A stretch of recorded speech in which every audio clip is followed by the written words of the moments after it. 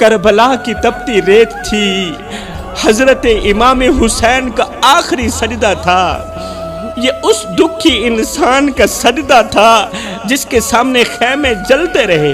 جس کے سامنے معصوم روتے رہے، مگر پھر بھی جب اذان کی آواز آئی تو پیشانی سجدے میں نظر آئی۔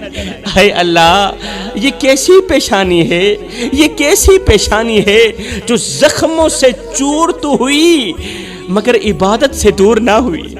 جوانو، حضرت امام حسین کا آخری سجدہ تھا، چاروں طرف سناٹا تھا، اپنا کل سرمایہ اللہ کے نام قربان کر دیا تھا، خون سے لت پت بدن، 3 دن کی پیاسی زبان، زخمی دل کے ساتھ فاطمہ کے لال نے سجدے میں سر رکھ کر کہا، اللہ، او میرے مالک، تو حسین کے دکھڑے تو سن، تو حسین کے درد تو سن۔ اللہ، ایک طرف نیزے تھے، دوسری طرف میرے شہزادے تھے، اللہ، ایک طرف نیزے تھے، دوسری طرف میرے شہزادے تھے، مالک میری روح گواہ ہے کہ میرے خیمے تو جل گئے مگر حسین نے تیرا نام نہیں جلنے دیا،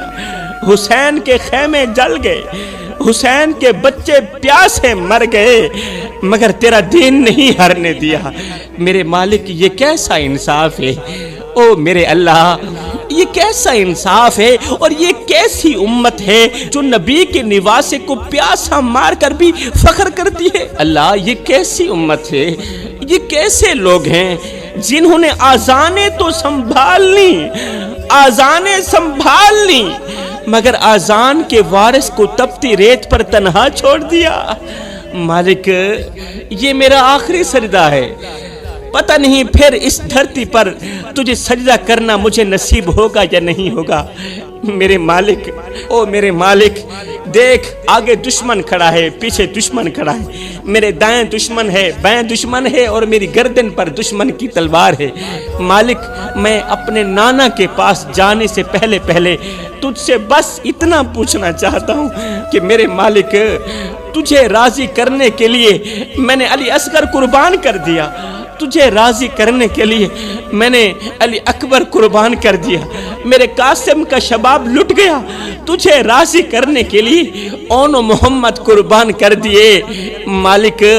اتنا کچھ قربان کرنے کے بعد بھی اپنے آخری وقت میں دیکھ تیرا حسین مسکرا رہا ہے،